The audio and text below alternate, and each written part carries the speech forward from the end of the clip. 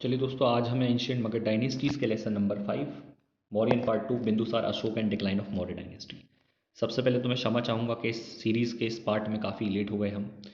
तो आज हम शुरुआत करते हैं बिंदुसार से। चंद्रगुप्त मौर्य के पुत्र थे बिंदुसार।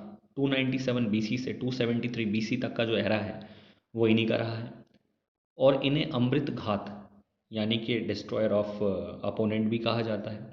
ग्रीक टेक्स्ट की बात करें, ग्रीक लिटरेचर्स की बात करें तो इन्हें अमृताचेट्स या एलेथ्रोचेट्स भी कहा गया है ग्रीक टेक्स्ट में। नॉर्मली क्वेश्चन बनता है कि अमृत घात किसे कहा जाता है, तो वो बिंदुसार को कहा जाता है। इनके नाम की एक बड़ी विचित्र कहानी है कि इनकी माता जी ने एक बार पॉइजन कंज्यूम कर लिया था एक्सीडेंटली, जब ये गर्भ में थे। तब चाणक्य ने इनकी माता जी का जो पेट था उसे काट के इन्हें बचाया, परंतु उस समय तक इनकी जो पॉइजन की बूंद थी वो इनके सर पे टच कर गई थी, जिसके चलते एक ब्लैक डॉट इनके सर पे बन गया था और तभी से इनका नाम बिंदुसार यानी कि स्ट्रेंथ ऑफ ड्रॉप पड़ा। चाणक्य ने शुरुआती दौर में इनके प्राइम मिनिस्टर के तौर पर सर्व किया, परंतु बाद के सालों में इनके खलनाटक नाम के प्रधानमंत्री इनके साथ जुड़े। और चंद्रगुप्त मौर्य की तरह ही, यानी कि जो इनके पिताजी थे उनकी तरह ही इनके भी ग्रीक्स के साथ बहुत अच्छे संबंध थे। जो ग्रीक किंग एंटोकोस प्रथम थे, उन्होंने इनके दरबार में डेमिकोस नाम के एक एम्बेसडर को भेजा और बिंदुसार ने उस समय उनसे तीन चीज़ों की डिमांड करी थी, एक स्वीट वाइन, फिग्स और फिलोसफर की। फिलोसफर यानी दार्शनिक।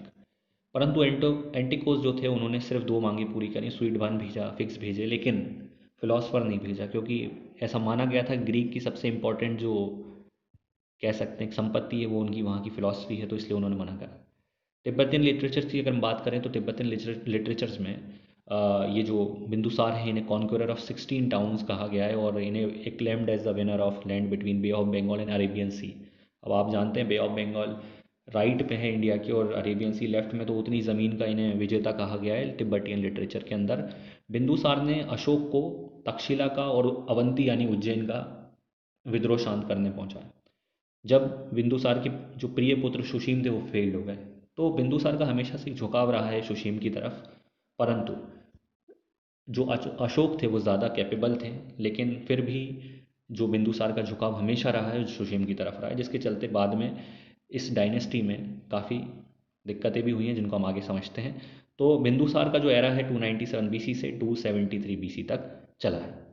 अब बात करते हैं हम अशोक के, जो कि मौर्य डायनेस्टी के तीसरे रूलर थे और सबसे इंपॉर्टेंट रूलर थे। 273 बीसी से 232 बीसी तक का इनका एरा रहा है, सबसे स्वर्णिम काल मौर्य डायनेस्टी का।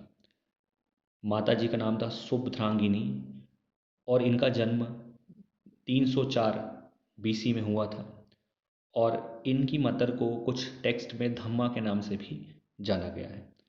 अशोक चूँकि इनके अनप्लेजेंट, थोड़ा सा इनका अपीयरेंस अनप्लेजेंट था, तो इसके चलते बिंदुसार ने हमेशा इनसे घृणा करी। परंतु इनके वारफेयर स्किल्स जो थे वो, जैसा कि कहा गया है कि अवंती का जो विद्रोह हुआ था और तक्षशिला का जो विद्रोह हुआ था उन्हें इन्होंने दबाया था, तो वारफेयर के मामले में ये शुरू से ही बहुत तेज थे। और इन्हें अवंती का गवर्नर बनाया गया था जिस समय इनके पिताजी बिंदुसार रूल करते थे, तभी अवंती गवर्नर थे। और इनका एक बहुत इंपॉर्टेंट नाम है जो कि देव नाम प्रियदर्शी अशोक, ऐसा भी बोला जाता है, इनका नाम सबसे इंपॉर्टेंट है। तो अगर कभी कोई क्वेश्चन आए कि देव नाम प्रियदर्शी किसको कहा जाता है, तो आप बिल्कुल निसंदेह अशोक का नाम टिक करके आइएगा वहाँ पे। अशोक का नाम है देव नाम प्रियदर्शी अशोक, पूरा नाम। और बिंदुसार की जब तबीयत ख़राब हुई तो उन्होंने तो अपने बेटे सुशीम को, जो उनका प्रिय बेटा था, उसको उनका सक्सेसर बनाया। परंतु कुछ मिनिस्टर्स के चलते, जैसे राधागुप्त के चलते, अशोक को इंटरिम किंग की उपाधि दे दी गई। इंटरिम किंग मतलब जब तक राजा जिंदा है तब तक ये उनका कार्यभार देखेंगे। परंतु अब बात ये थी कि सुशीम को किंग बनाया जा चुका था, तो सुशीम के साथ इन्होंने फिर वार में उतरे और 273 बीसी में जब इनके पिता की मृत्यु हो गई, सुशीम के साथ वार हुआ, इन्होंने अपने सारे भाइयों को, यानी अशोक ने अपने सारे भाइयों को मार दिया। उसके बाद इन्होंने after killing all of them in 269 BC, यानी कि 273 बीसी से लेकर 4 साल तक इनके बीच में वार चला और ख़त्म करने के बाद 269 बीसी में इन्होंने ऑफिशियली अपने थ्रोन को एज अ किंग रूल करना शुरू किया। अशोक का एक बड़ा जाना पहचाना नाम होगा आपका, जिनके थ्रू कहा गया है इन्हें चंड अशोक। तो श्रीलंकन टेक्स्ट में ऐसा कहा गया है कि इन्होंने अपने 99 भाइयों का कत्ल किया था, बस एक ही इनके जो यूटेराइन ब्रदर थे जिसका नाम तिष्या या विकट अशोक था, उसे ही इन्होंने जिंदा रहने दिया, बाकी सारे भाइयों को मार दिया। रॉक एडिक्ट फिफ्थ में ये बात मेंशन है। और इन 9th year of in his rain of coronation, मतलब यानी कि जो नवा साल था 269 में इन्होंने बिल्कुल गद्दी ली, और 261 में कलिंग का युद्ध हुआ। और ये कलिंग का वार जो इतना भयानक था कि इसमें लाखों लोग ख़त्म हो गए। और ये बात रॉक एडिक्ट 13 में मेंशन है। बहुत इंपॉर्टेंट चीज़ें हैं कि ये कलिंग वॉर किस एडिक्ट रॉक एडिक्ट में बना है, तो रॉक एडिक्ट 13 में बना हुआ है ये। तो यहाँ बात थी कलिंग वार की। कलिंग वार के समय सिर्फ कलिंग ही एक ऐसा एरिया था पूरे हिंदुस्तान के नक्शे में जो कि अनकॉन्क्वर्ड था मौर्यन डायनेस्टी से।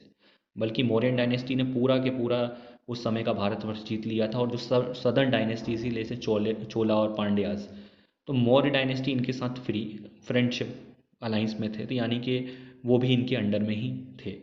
बस कलिंग जो था वो एकमात्र ऐसा था जो कि अनकॉन्क्वर्ड था, और उसी को जीतने के चक्कर में ये कलिंग का युद्ध हुआ, ताकि अशोक एक पूरा यूनिफाइड इंडिया मौर्य डायनेस्टी को प्रोवाइड कर दे। मतलब एक मौर्य डायनेस्टी पूरे के पूरे यूनिफाइड इंडिया पे रूल करे। सिर्फ कलिंग ही एक ऐसा एरिया बच रहा था जिसके चलते इतना भयानक वार हुआ, इतने लोग मारे गए। अब कलिंग वार के बाद क्या हुआ, आज उसके बारे में हम समझते हैं। कलिंग वार के बाद अशोक को ये महसूस हुआ कि उसने दिग्विजय होने के चक्कर में बहुत लोगों को मारा, दुख हुआ, तकलीफ हुई। और ये सारी बातें रॉक एडिक्ट 13 में, जैसा मैंने कहा था कि मेंशन है पूरा कलिंग वार के बारे में। और इसी के चलते अशोक का जो एटीट्यूड था वो चंड अशोक से धम अशोक की तरफ परिवर्तित हुआ। और उसने फिर ये तय किया कि अब वो पीस और हारमोनी का प्रोपोगेशन करेगा rather than that of territorial expansion. अब वो जीतने की बात विचारों में नहीं था।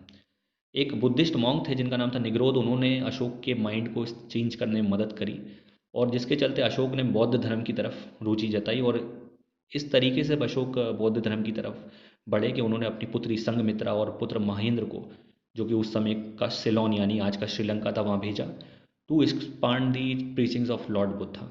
तो इतना परिवर्तन उनमें आ चुका था।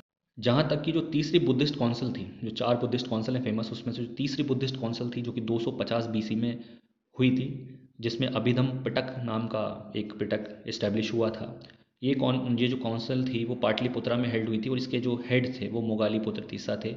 ये भी अशोक के द्वारा ही आयोजित करवाई गई थी। यानी कि अशोक का जो बौद्ध धर्म की तरफ बिहेवियर था वो इस तरीके पे जा चुका था, इस कदर बढ़ चुका था कि उन्होंने एक काउंसिल भी ऑर्गेनाइज करवाई बौद्ध धर्म के लिए, टीचिंग्स प्रीचिंग्स को बढ़ाने के लिए। अब हम बात करते हैं डेथ ऑफ अशोक की। During his reign post Kalinga war, Ashoka work to spread Buddhism and ideology of dharma. धर्म की आइडियोलॉजी बढ़ाने के लिए अशोक ने काम किया। कई अशोक पिलर्स सारनाथ की बात सुनी होगी आपने, रॉक एडिक्ट्स, ये सब बनाए गए। एम्बलम ऑफ इंडिया भी अशोक पिलर से ही लिया गया है सारनाथ के, और जो अशोक चक्र है वो भी वहीं से लिया गया है। Law and capital of Sarnath भी आप इंडिया का जो एम्बलम है वो वहाँ से लिया गया है। टॉलमी सेकेंड ऑफ ग्रीक है sent the ambassador Dionysius at the court of Ashoka. जो टॉलेमी सेकेंड थे, अब एंटिकोस के बाद जो टॉलेमी सेकेंड आए वहाँ पे ग्रीक में, उनने अपना एक एम्बेसडर भेजा डियोनिसियस अशोक की कोर्ट में। यानी अशोक के भी जो संबंध थे बहुत अच्छे थे ग्रीक एम्पायर के साथ। अशोक की जो मृत्यु हुई 232 बीसी में हुई, जिसके बाद मौर्य एम्पायर 50 साल तक और चल पाया, 185 बीसी तक। इसके बाद उनके जो कमांडर थे, commander in chief of Maurya army, Pushyamitra सुंग, उन्होंने लास्ट रूलर जो थे इस डायनेस्टी के बृहद्रथ, उसका असेसिनेशन किया, हत्या कर दी। और उसके बाद ये जो मौर्य डायनेस्टी थी यहाँ पे ख़त्म हो गई अशोक के 50 साल के बाद। और अब एक नई डायनेस्टी जो आई है वो आई है शुंग डायनेस्टी। अगर मौर्य डायनेस्टी के बाद अब जो आई है मगधन एम्पायर में, वो शुंग डायनेस्टी थी। तो उम्मीद हो दोस्तों आपको ये वीडियो पसंद आया होगा। वीडियो पसंद आए तो ज़रूर लाइक और शेयर करें, और इस जानकारी को सभी लोगों के साथ साझा करें। बहुत बहुत धन्यवाद।